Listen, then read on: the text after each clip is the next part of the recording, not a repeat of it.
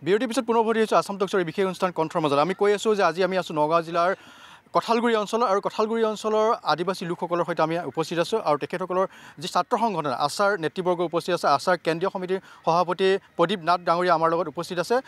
অন্যান্য সন্মানীয় ব্যক্তিসকল আছে। আমি তেখেতসকলৰ ওচৰলৈ যাব বিচাৰিছোঁ। আপোনাৰ ওচৰলৈ আহিব বিচাৰিছোঁ যে আপোনালোকৰ যি সমস্যা আদিবাসী লোকসকলৰ যি সমস্যা সেই সমস্যা সমাধান কৰাৰ ক্ষেত্ৰত আপোনালোকে কি পদক্ষেপ ল'ম বুলি ভাবিছে এইবাৰ? জয় জয়তে মই আসাম টক্সৰ মই ধন্যবাদ জনাইছোঁ। আপোনালোকে আমাৰ এই ভিতৰৰ অঞ্চলত আহি পেলাই আজি আমাৰ এই ৰাজ্যৰ যিটো আদিবাসী যিবিলাক মূল সমস্যা যিবিলাক আছে এই সমস্যা বুজ লোৱাৰ কাৰণে মই অতি আন্তৰিকতা ধন্যবাদ জনাইছোঁ। বিশেষকৈ ইতিমধ্যে উপগত বক্তা আমাৰ প্ৰদীপ নাগে উচিত তেখেতে বক্তব্য ৰাখিছে আৰু মই জাতীয় সংগঠন হিচাপে অসম মুণ্ডা মহাসভাৰ উপদেষ্টা হিচাপে মই ক'বলৈ বিচাৰিছোঁ যে আমাৰ বিশেষকৈ যিবিলাক সমস্যা আমাৰ মাজত আছে ইতিমধ্যে আমি যোৱা দুটামান প্ৰগ্ৰাম লৈছোঁ যিটো নেকি মাদক দ্ৰব্যৰ নিবাৰণৰ ক্ষেত্ৰত। সেইটো হৈছে আমি উদমাৰী হাইস্কুলৰ শিক্ষক গোট তথা ছাত্ৰ সংঘ গোট লগতে স্বাস্থ্যকৰ্মীসকলৰ সহযোগত আৰু সেই অঞ্চলৰ এইটো অংগনবাদী কৰ্মীসকলৰ সহযোগত তথা অভিভাৱকসকলৰ মাজত আৰু স্থানীয় ৰাইজৰ সহযোগত আমি মাদক দ্ৰব্য নিবাৰণৰ এটা সজাগতা সভা লৈছিলোঁ আৰু আমি প্ৰদৰ্শন কৰিছিলোঁ। আৰু সিদিনা আমি 18 তাৰিখে আকৌ আমি সেই মহং বস্তি এটা অঞ্চলত বৃহৎ অঞ্চলত য'ত নেকি মদৰ অবাধ প্ৰচলন, য'ত নেকি আপোনাৰ আমাৰ মানুহবিলাক আমাৰ আদিবাসীবিলাকৰ মাটি বাৰী অথচ বিক্ৰী হৈ গৈছে, মদ খাই তেওঁলোকে মাতাল হৈ আছে, কিন্তু লাহে লাহে তেওঁলোকৰ মাটি বাৰী যেনেকুৱা মানে আঁতৰি গৈছে, মাটিবিলাক যেনে নষ্ট হৈছে, বেলেগ দালালবিলাকে যেনেকুৱা মানে অতি প্ৰলোভন দি পেলাই তেওঁলোকে মাটি বাৰী লৈ নিজস্ব বাগান খুলিছে আৰু সেইবিলাক বাধা দিবলৈ যাওঁতে হয়তো আমাৰ আদিবাসী যিবিলাক লোক আছে হয়তো তেওঁলোকৰ প্ৰদূষণৰ বলি হৈছে, তেওঁলোকৰ ভাবুকিৰ বলি হৈছে। গতিকে এয়া আমাৰ কি ক'ব, আমি ক'বলৈ গ'লে বৰ লাজৰ কথা আৰু বৰ দুখৰ কথা। আজি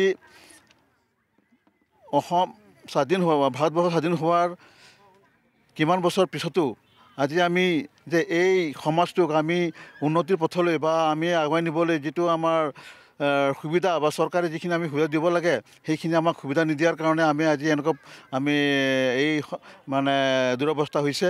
আৰু বিশেষকৈ চৰকাৰে আমাৰ এই আদিবাসীৰ যিবিলাক জাতি আছোঁ আমি আমাৰ একোটা তেওঁলোকে স্কিম বনাব লাগে যে এই আদিবাসীসকলক কেনেকৈ আমি শিক্ষিত কৰি পেলাই এই জাতিটোক আমি অকণমান সংগঠন আগুৱাই লৈ যাব পাৰোঁ, সেইটো প্ৰচেষ্টা নাই। খালি আমাৰ কি হয়, যেতিয়া ভোট আহে ভোটৰ সময়ত ভোটটো ল'বৰ কাৰণে হয়তো আহি পেলাই 2-4টা আমাৰ প্ৰলোভন দি পেলাই ভোটটো আদায় কৰে। গতিকে তেনেদৰে নহ'ব। এইবাৰ ভোট আহি আছে তেওঁলোকে প্ৰলোভন দি পেলাই আমাৰ মাজৰ পৰা ভোট লৈ ল'ব। তাৰপিছত দেখিব যে আজি 5 বছৰ তেওঁলোকৰ নাই। আজি আমাৰ এইটো হ'ল MP ইলেকশ্যনটো কথাই নাই। কি ক'ব, আমাৰ MP ইলেকশ্যনৰ পাছতে যেতিয়া ভোটটো দিওঁ তাৰ পাছত আৰু 5 বছৰ মানে তেওঁলোকৰ কোনো খবৰে নাই। এইটো অঞ্চলত কিবা যদি সমস্যা আছে, এইখিনি অঞ্চলত যদি কিবা আদিবাসীসকলৰ বা অন্যান্য জনগোষ্ঠীৰো যদি কিবা সমস্যা আছে সেই বুজি ল'বলৈ নাই। গতিকে বৰ দুখৰ কথা। মই দুখেৰে জনাইছোঁ যাতে চৰকাৰে আমাৰ এই বিশেষকৈ আদিবাসীৰ যিবিলাক মাটি বাৰী যিবিলাক প্ৰলোভন দি পেলাই দালাল শ্ৰেণীৰ যিবিলাক প্ৰলোভন দি পেলাই মাটিবিলাক যিবিলাক হস্তগত কৰিছে, অনতি পলমে তেওঁলোকে পুৰণা যিবিলাক ৰেকৰ্ড পাতি চাই সেই মাটিবিলাক ঘূৰাই দিব লাগিব। অন্যথা আমি হাতে বহি নাথাকিম, আমি আন্দোলন ল'ম আৰু আমি এটা মানে জঘন্য আমি আন্দোলন কৰিব লাগিব।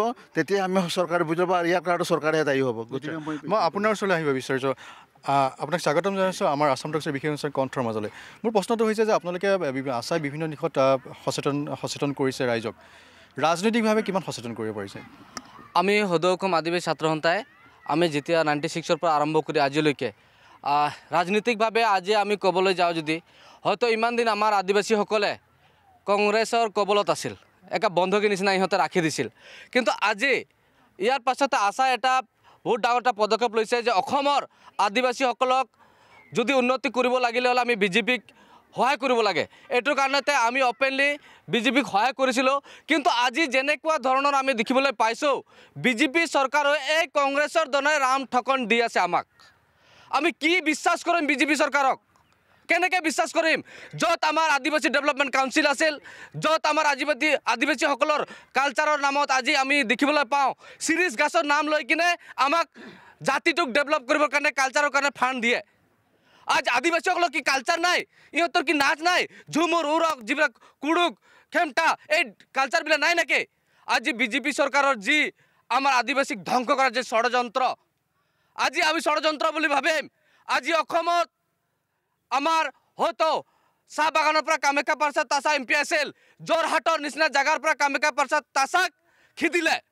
আমি এইটোত কি এনেকুৱা লাগিলে য'ত আজি আমি এইটো অঞ্চলত আপোনালোকে চাব আদিবাসীবিলাক জংঘল ঝাড়গিলা চাফা কৰে আজি গাঁও বনাইছে, কালি বেলেগ মানুহ আহি আমাৰ এই মানুহক খেদিব, হয়তো বাংলাদেশৰ পৰা মানুহ আহি খেদিব আৰু এই তাতে মানে জায়গা দিয়ে। এনেকুৱা ধৰণত আমাক এছেম্বলিতো কৰি আছে বা আমি MP বা লোকসভা ইলেকশ্যনতে দেখা পাই আছোঁ।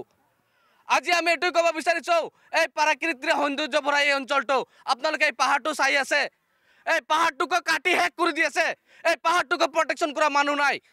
এই গাঁৱটো যে থাকিব কোনো বিশ্বাস নাই, যেনেকৈ পাহাৰটো শেষ হোৱাৰ লগে লগে গাঁৱটোকো শেষ কৰিব। এই অসমৰ আদিবাসীসকলক আমি এইটো স্পষ্টকৈ দেখা পাই আছোঁ, আদিবাসী নামাকৰণ নাদে উচ্ছেদ কৰাৰ যে বিজেপি চৰকাৰৰ ষড়যন্ত্ৰ যদি এনেকুৱা কৰি আছে, আমি ৰাইজক আহ্বান কৰোঁ বিজেপি চৰকাৰক প্ৰত্যাহ্বান কৰাৰ কাৰণে আমি গাঁৱে গাঁৱে বস্তি বস্তি যাই আমি থিয় হ'ম আৰু বিজেপিক এই উত্তৰটো দিবৰ কাৰণে ৰাইজক আহ্বান কৰি আছোঁ যে আপোনালোকে অতি শীঘ্ৰে বিজেপি চৰকাৰক বা মোদীক জবাব দিয়ক, জবাব দিব লাগে। আজি বিজেপিয়ে যদি যেনেকৈ আদিবাসীসকলক জনজাতি স্বীকৃতি দিম বুলি কৈছিল 3 মাহৰ ভিতৰত আজিলৈকে দিয়া নাই কিয়? আজি 6 জনগোষ্ঠীসকলক অকল ভেক্য ভাওনা হিচাপত পাৰ্লিয়ামেণ্টত লৈ ইহঁতে এই কৰি দিছে। আজি কিয় সাহস নাই? 3 মাহ যদি কৰিম বুলি কৈছিল, জুৱেল উৰাৱৰ পৰা আৰম্ভ কৰি মোদী চৰকাৰ নিজে কৈ গৈছিল 3 মাহৰ ভিতৰতে আমি আদিবাসীসকলক জনজাতি স্বীকৃতি দিম। আজি কি হ'ল? ইমান মিছা কথা কোৱা স্বত্তেও আদিবাসীসকল আমি আহ্বান কৰিছোঁ আপোনালোকৰ বিবেক ভোট, আপোনালোকৰ যি অন্তৰত যিটো আহে ইহঁতক উত্তৰ দিবৰ কাৰণে সাজু হওক, এইটো আমি আহ্বান কৰি আছোঁ। আমি অইন প্ৰসংগসমূহৰ লগত যদি চাওঁ যে 6 জনগোষ্ঠীৰ জনজাতিকৰণৰ বিৰোধিতা একাংশ সংগঠনে কৰিছিলে, তাৰ পৰিপ্ৰেক্ষিতত বহুতে ক'ব বিচাৰে যে বিজেপিৰ চৰকাৰখনে 6 জনগোষ্ঠী জনজাতিকৰণ নিদিলে, গতিকে এই নিৰ্বাচনৰ প্ৰাক মুহূৰ্তত সেইটোক লৈ বিভাজন হ'ব নেকি?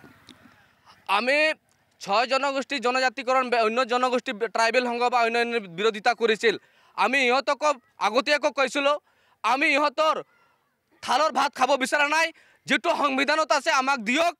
আৰু এই সাংবিধানিক হিচাপে আমি বিচাৰিছোঁ ইহঁতে যিটো বিৰোধিতা কৰি আছে হয়তো ইহঁতে ভুল বুজিছে আৰু আদিবাসী বা 6 জনগোষ্ঠী যিয়ে বিৰোধিতা কৰিব ইয়ে লাষ্টত কিন্তু আমি এইটোৱে কৈছোঁ ইয়ে লাষ্টত জাগা নাপাব অসমত।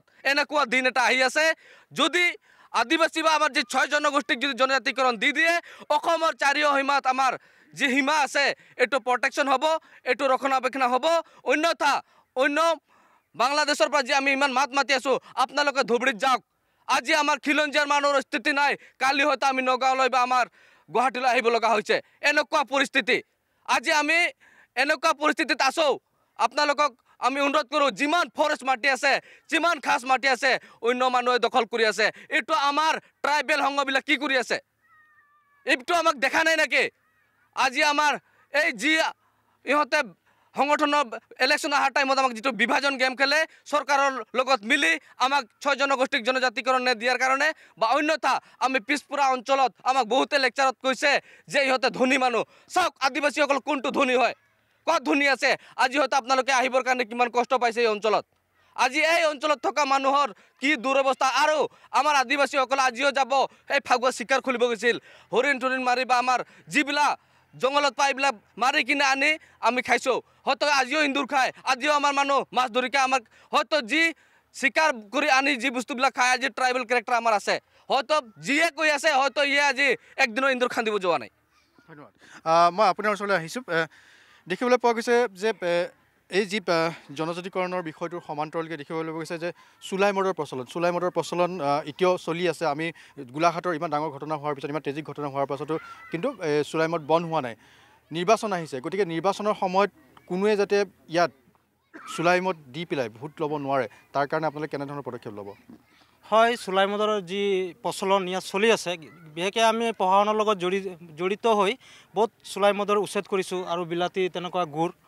তো আমি বিশেষকৈ আমি নিৰ্বাচনৰ সময়ত দেখিছোঁ যে চুলাই মদৰ ব্যৱহাৰটো মানে বিশেষকৈ বাগান অঞ্চলত বেছি হয়।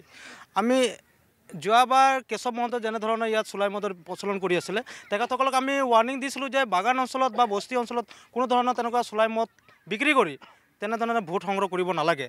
গতিকে আমি এইবাৰ আমি নগাঁও জিলা সমিতি তথা আমি যিমান আঞ্চলিক প্ৰাথমিক গোট আছোঁ, আমি সকলোৱে মিলি এইবাৰ যাতে চুলাই মদৰ কোনো ধৰণৰ যাতে ব্যৱহাৰ কৰিব নোৱাৰে বাগান বা বস্তি অঞ্চলত, আমি যিকোনো পদক্ষেপ ল'বলৈ বাধ্য হ'ম সিহঁতৰ প্ৰতি। নিশ্চয় এইখিনিতে আমি লৈ লৈছোঁ খন্তেক বাণিজ্যিক বিৰতিৰ পিছত পুনৰ উভতিম আসাম টকছৰ বিশেষ অনুষ্ঠান কণ্ঠৰ মাজলৈ।